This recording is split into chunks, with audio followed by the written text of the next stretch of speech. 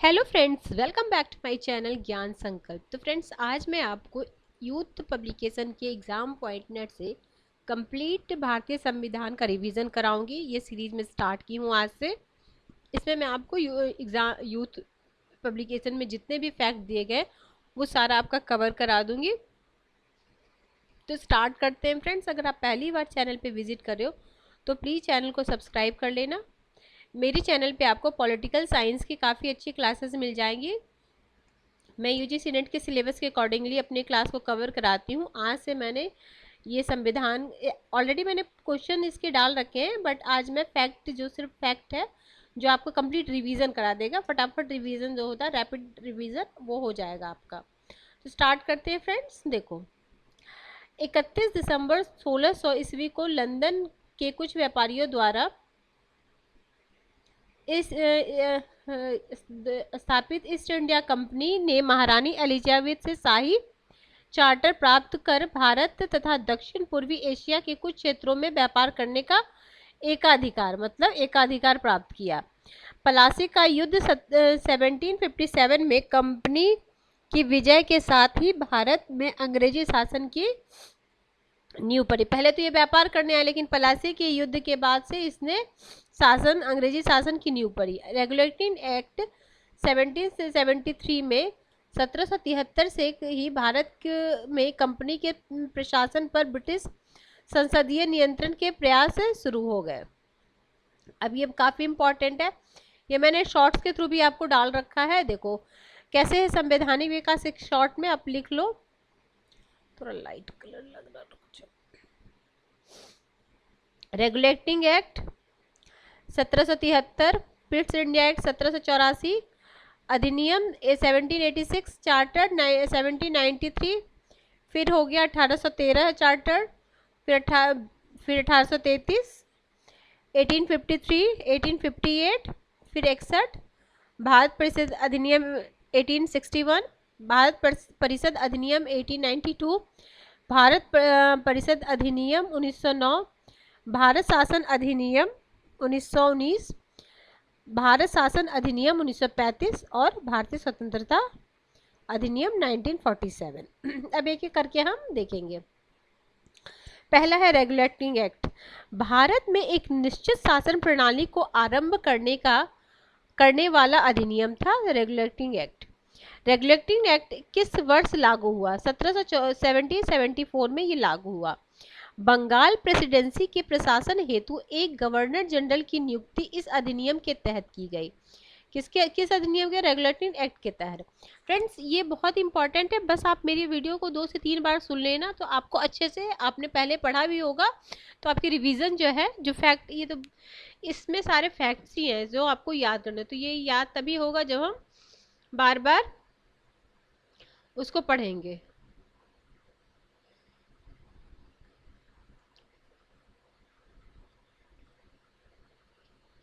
ठीक है, तो 1773 के रेगुलेटिंग एक्ट के अंतर्गत किन अन्य प्रेसिडेंसियों को बंगाल प्रेसिडेंसी के अधीन कर दिया गया? तो मद्रास और मुंबई प्रेसिडेंसी को। किस अधिनियम के द्वारा बंगाल के गवर्नर को बंगाल का गवर्नर जनरल बना दिया गया? Regulating act 1773। ठीक, अगला है रेगुलेटिंग एक्ट 1773 द्वारा गठित गवर्नर जनरल की परिषद में कुल कितने सदस्य थे? तो कुल 4 सदस्य थे। आगे ये क्वेश्चन आपने कई बार एग्जामों में देखा होगा, ये वाला। बंगाल का प्रथम गवर्नर जनरल किसे बनाया गया? तो बंगाल का प्रथम गवर्नर जनरल वॉरेन हेस्टिंग को बनाया गया। अगला है वह अधिनियम जिसके अंतर्गत भारत में सर्वप्रथम सर्वोच्च न्यायालय स्थापित की गई। तो ये भी रेगुलेटिंग एक्ट 1773। रेगुलेटिंग एक्ट 1773 के द्वारा सर्वप्रथम कहाँ पर सर्वोच्च न्यायालय की स्थापना हुई? तो ये भी इम्पॉर्टेंट है। सबसे पहले कहाँ? कलकत्ता में सर्वोच्च न्यायालय की स्थापना हुई। आगे है रेगुलेटिंग एक्ट 1773 द्वारा स्थापित सर्वोच्च न्यायालय में न्यायाधीशों की संख्या कितनी थी? 4। तो एक मुख्य न्यायाधीश और 3 अन्य न्यायाधीश होते, टोटल 4 थे। ठीक, आगे है रेगुलेटिंग एक्ट 1773 द्वारा स्थापित सर्वोच्च न्यायालय की अधिकार क्षेत्र में शामिल विषय था, तो सिविल था, आपराधिक था, नौसेना मामला था। अगला 1773 में 1773 में रेगुलेटिंग एक्ट द्वारा स्थापित सर्वोच्च न्यायालय के निर्णयों के विरुद्ध अपील हो सकती थी, तो प्रिवी काउंसिल में हो सकती थी। अगला है रेगुलेटिंग एक्ट 1773 की त्रुटियों के परिमार्जन हेतु किस अधिनियम को पारित किया गया, तो एक्ट ऑफ सेटलमेंट 1781। अगला है किस अधिनियम के द्वारा ईस्ट इंडिया कंपनी के मामले को देखने के लिए एक बोर्ड ऑफ डायरेक्टर्स की स्थापना हुई, रेगुलेटिंग एक्ट 1773। अब दूसरा आता है पिट्स इंडिया एक्ट। आप रेगुलेटिंग एक्ट लिख के जो जो मेन है वो आप नोट डाउन कर सकते हो, या 2-3 बार वीडियो देख लेना, जो चीज़ आपको याद नहीं होता है उसे आप नोट डाउन कर लो। अगला है किस अधिनियम द्वारा ईस्ट इंडिया कंपनी के व्यापारिक तथा राजनीतिक कार्यों को पृथक किया गया, ये भी आता है किस अधिनियम के द्वारा ईस्ट इंडिया कंपनी के व्यापारिक और राजनीतिक कार्यों को पृथक किया गया, तो पिट्स इंडिया एक्ट 1784। आगे है पिट्स इंडिया एक्ट 1784 के अंतर्गत ईस्ट इंडिया कंपनी पर राजनीतिक नियंत्रण एवं निरीक्षण हेतु किस संस्था की स्थापना की, तो बोर्ड ऑफ कंट्रोल नियंत्रक मंडल की स्थापना की गई। आगे है पिट्स इंडिया एक्ट 1784 के तहत पूर्व के देशों में ब्रिटिश उपनिवेश के प्रशासन पर नियंत्रण तथा निरीक्षण का उत्तरदायित्व किस पर था, तो बोर्ड ऑफ कंट्रोल पर। आगे है 1784 की पिट्स इंडिया एक्ट के अधीन गठित किए गए बोर्ड ऑफ कंट्रोल के सदस्यों की नियुक्ति की जाती थी ब्रिटिश सम्राट द्वारा। अगला है पिट्स इंडिया एक्ट 1784 के तहत कंपनी के व्यापारिक मामलों के अधीक्षण की अनुमति किसके पास थी, बोर्ड ऑफ डायरेक्टर के पास। ठीक है, फिर ये है अधिनियम 1786। तो गवर्नर जनरल की विशेष परिस्थितियों में अपनी परिषद के निर्णयों को निरस्त करने तथा लागू करने का अधिकार प्रदान किया गया 1786 अधिनियम में। इस अधिनियम के द्वारा गवर्नर जनरल को प्रधान सेनापति की शक्तियां भी प्रदान की गई। ठीक है,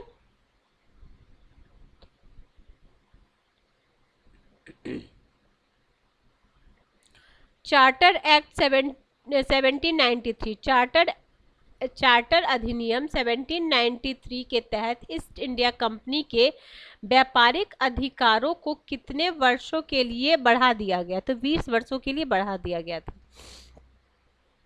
इस चार्टर के द्वारा नियंत्रक मंडल बोर्ड ऑफ कंट्रोल के सदस्यों को भारत के राजस्व से वेतन देने का प्रावधान किया गया। 1793 का चार्टर अधिनियम किस चार्टर के द्वारा यह स्पष्ट किया गया कि गवर्नर जनरल बंगाल में अपनी अनुपस्थिति के समय परिषद के असैनिक सदस्यों को अपने परिषद का उप प्रधान नियुक्त कर सकता है, तो चार्टर अधिनियम 1793। आगे किस अधिनियम के द्वारा बिना लाइसेंस के शराब की बिक्री पर रोक लगा दी गई, तो 1793 चार्टर अधिनियम। अब ये वाला ज़्यादा इंपॉर्टेंट है। फिर चार्टर एक्ट 1813, तो इस चार्टर द्वारा सभी अंग्रेजी व्यापारियों को भारत के व्यापार की छूट प्रदान करने का उपबंध किया गया। क्या सभी 1813 के चार्टर द्वारा भारत में ईसाई धर्म के प्रचार की अनुमति प्रदान की गई। इसी चार्टर के द्वारा किस चार्टर के द्वारा भारत में शिक्षा पर ईस्ट इंडिया कंपनी को 1 लाख, ये भी क्वेश्चन पूछता है, खर्च करने का प्रावधान किया, तो 1813 के अधिनियम द्वारा। फिर किस अधिनियम के द्वारा ब्रिटिश संसद ने चाय, ये वाला भी आपने देखा होगा, प्रीवियस ईयर क्वेश्चन कहीं का भी लगाया होगा, चाय और चीनी के साथ व्यापार को छोड़कर ईस्ट इंडिया कंपनी के भारत के साथ व्यापारिक एकाधिकार को समाप्त कर दिया 1833 के चार्टर के द्वारा। अगला है, फिर ये भी चार्टर इंपॉर्टेंट है, 1833। तो ईस्ट इंडिया कंपनी के सभी वाणिज्यिक एकाधिकार कब समाप्त हुए, तो कब ईस्ट इंडिया कंपनी का सभी वाणिज्यिक अधिकार कब समाप्त हुए, इसमें चीनी और चाय पे था अभी, ठीक है, और इसमें सारा समाप्त हुआ एकाधिकार। किस अधिनियम द्वारा बंगाल के गवर्नर जनरल को संपूर्ण भारत का गवर्नर जनरल बना दिया गया? 1833 के चार्टर एक्ट द्वारा। भारत के गवर्नर जनरल थे लॉर्ड विलियम बेंटिक। वह चार्टर जिसने मुंबई तथा मद्रास की परिषदों की विधि निर्मात्री शक्ति को समाप्त कर दिया। 1833 चार्टर एक्ट। चार्टर एक्ट 1833 किस धारा में यह उपबंध किया गया कि किसी भी भारतीय को मात्र धर्म, जन्म स्थान, वंश तथा वर्ण के आधार पर सरकारी सेवा के लिए अयोग्य नहीं माना जाएगा? तो धारा 87। अगला है, किस चार्टर एक्ट के द्वारा यह सुनिश्चित किया गया कि भारतीय क्षेत्र का प्रशासन जब अब ब्रिटिश सम्राट के नाम से किया जाएगा? तो चार्टर एक्ट 1833। अगला है, किस चार्टर एक्ट के द्वारा भारत में दास प्रथा को गैर कानूनी घोषित किया गया? ये बहुत इंपॉर्टेंट है। तो 1833 चार्टर के द्वारा। अगला है, गवर्नर जनरल की परिषद में एक विधि विशेषज्ञ चौथा सदस्य के रूप में प्रावधान किया गया? चार्टर अधिनियम 1833। पहला विधि विशेषज्ञ किसे नियुक्त किया गया? लॉर्ड मैकाले को। पहला विधि विशेषज्ञ लॉर्ड मैकाले को। अगला है, चार्टर एक्ट 1853। तो पहली बार किस एक्ट के द्वारा गवर्नर जनरल के विधायी व प्रशासनिक कार्यों का विभाजन किया गया? तो चार्टर एक्ट 1853 द्वारा। किस एक्ट द्वारा विधि के निर्माण भारतीय केंद्र विधान परिषद की स्थापना की गई? 1853 द्वारा। किस राज्य लेख में बंगाल के प्रशासनिक कार्यों हेतु एक नए लेफ्टिनेंट गवर्नर की नियुक्ति का प्रावधान किया गया? Charter act 1853। अगला है, 1853 के चार्टर एक्ट के द्वारा सिविल सेवकों के लिए प्रतियोगी परीक्षाओं का शुभारंभ हुआ तथा इसे भारतीयों के लिए भी खोल दिया गया। इस संदर्भ में 1854 में एक समिति की स्थापना हुई, लॉर्ड मैकाले। भारतीय विधान परिषद में पहली बार क्षेत्रीय प्रतिनिधित्व का सिद्धांत आरंभ कब किया गया? तो 1853 के चार्टर के अनुसार स्थानीय विधान परिषद में।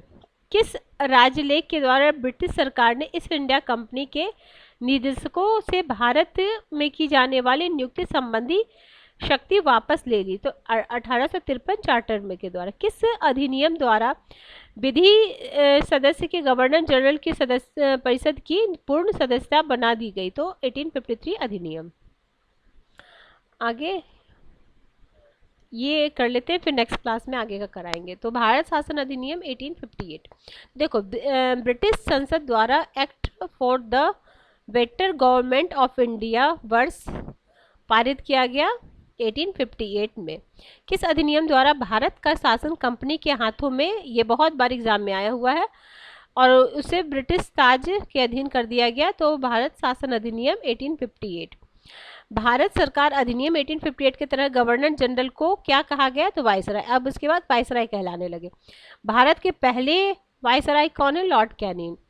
1858 के अधिनियम के द्वारा बोर्ड ऑफ डायरेक्टर्स और बोर्ड ऑफ कंट्रोल को समाप्त करके उनके समस्त अधिकार को किसे दे दिया गया? तो भारत राज्य सचिव को दे दिया गया। ये भी क्वेश्चन आया हुआ है। आगे, किस अधिनियम द्वारा निदेशक मंडल और नियंत्रक मंडल को समाप्त कर दिया गया? निदेशक मंडल और जो नियंत्रक मंडल था कब समाप्त किया? 1858 में। 1858 के अधीन के तहत भारत सचिव की सहायता के लिए उपबंध किया गया 15 सदस्यीय भारत परिषद का।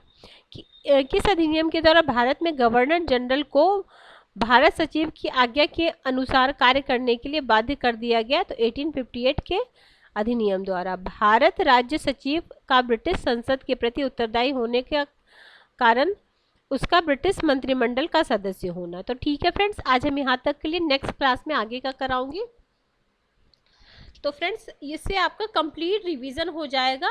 अगर आपने पहले भी पढ़ा होगा तो शॉर्ट में आपका अच्छे से, शॉर्ट क्या मतलब बहुत अच्छे से आपका रिवीजन हो जाएगा इससे इंडियन कॉन्स्टिट्यूशन का। तो ठीक है फ्रेंड्स, मिलते हैं हम नेक्स्ट वीडियो में। तब तक के लिए बाय बाय। अगर अभी सब्सक्राइब नहीं किया तो प्लीज़ सब्सक्राइब कर लेना। वीडियो पसंद आए तो लाइक भी कर देना। मिलते हैं हम नेक्स्ट वीडियो में। Till then bye bye.